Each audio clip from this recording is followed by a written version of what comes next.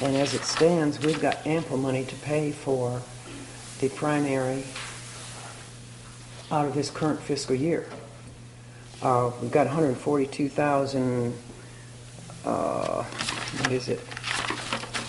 Over 142,000 in election worker fees, which would take care of the poll workers. I recommend to the board that we really take this under advisement and look at this and come back with a decision as to what we need to do. Please read that into the record. This is, I passed that copy to the board member 17. And as I stated before, we're liable if we go into the red. And this is the law that provides that. Would you read it, please? Okay, to confirm the statute you would like read, Supervisor Stokes, is 1911-17? Yes. Okay. 1911-17, budget estimates not to be exceeded, reads as follows. No expenditures shall be made or liabilities incurred or warrants issued in excess of the budget estimates as finally determined by the Board of Supervisors or thereafter.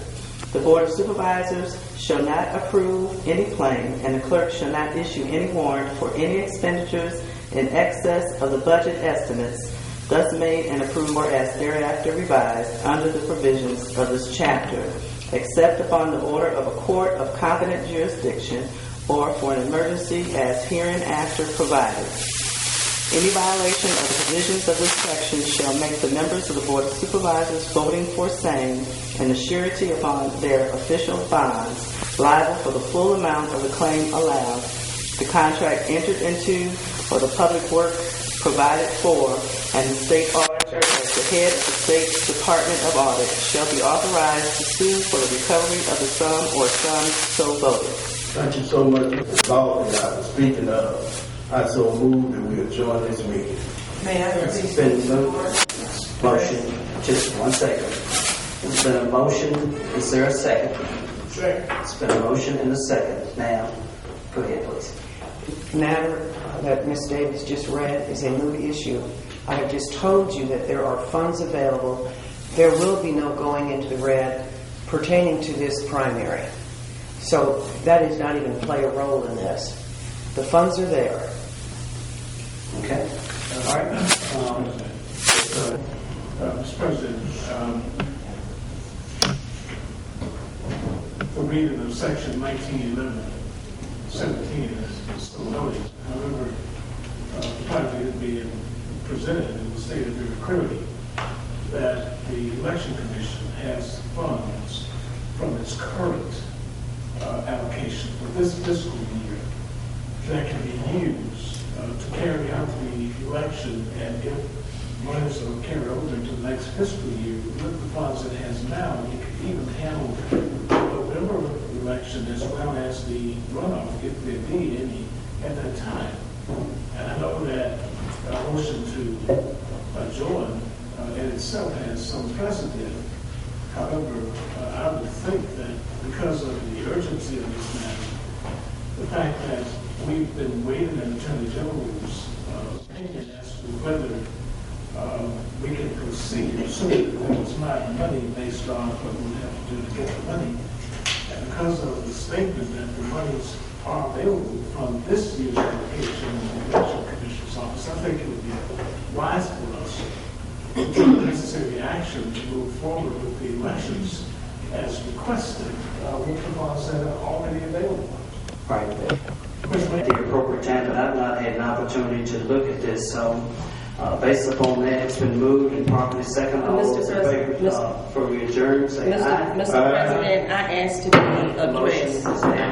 Mr. President. Please note, mission to adjourn the meeting. And likewise, I vote in opposition to adjourning the meeting.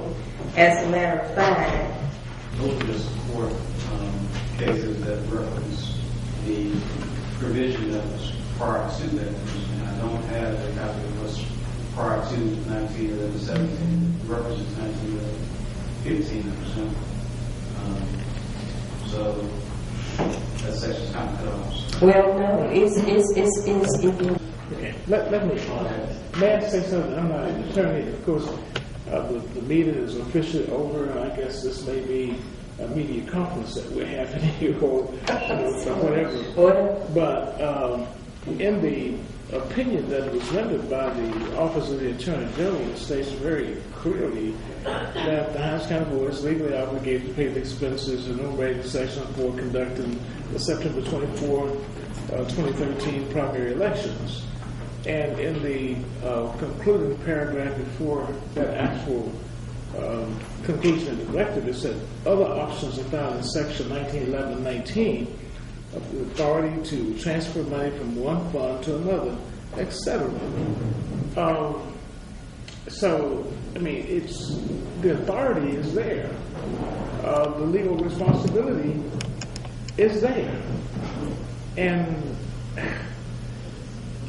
I don't want to say anything further, but the legal responsibility and authority are clear that this board has the responsibility, not just the authority, but the responsibility to make arrangements as may be required to conduct the elections. And we had also looked at the possibility of transferring some funds from some different accounts, to come up with the money that was necessary. But here we have the chairperson of the Hinds County Election Commission who stated that from what they have, what has been allocated to them, they have sufficient funds to conduct the primary and general election as well as the November election and any runoff that may be required. So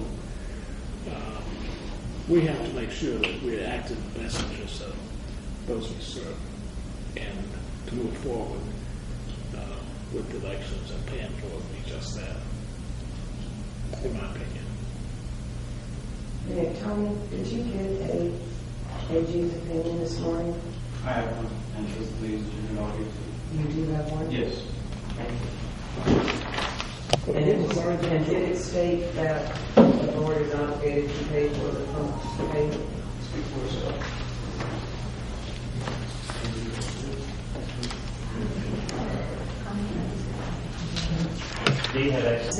Prior to this board meeting. As a matter of fact, I called your office.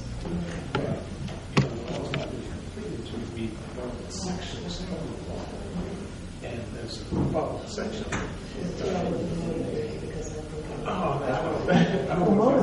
They want to I'll ask this question. If an election is not conducted, does that mean that the supervisors that have been appointed Therein lies the motive, right? on the board of supervisors? That was sort of my thought as well. That is my question. Great That's the question that needs To control it. Yes. It makes sense in the chair, right? That's exactly Well, they right. have to have a general election. I mean, it can't go further than that. There is a special election scheduled for November 5th. Right. But by not doing the primary, Right. they're controlling who comes out of the November. Yes. They're controlling that seat right there.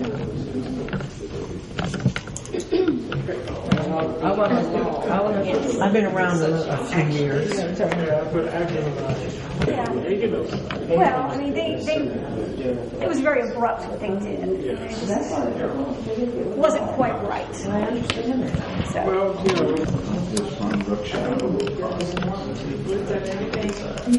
I'd like to talk to you real quick, if you don't mind.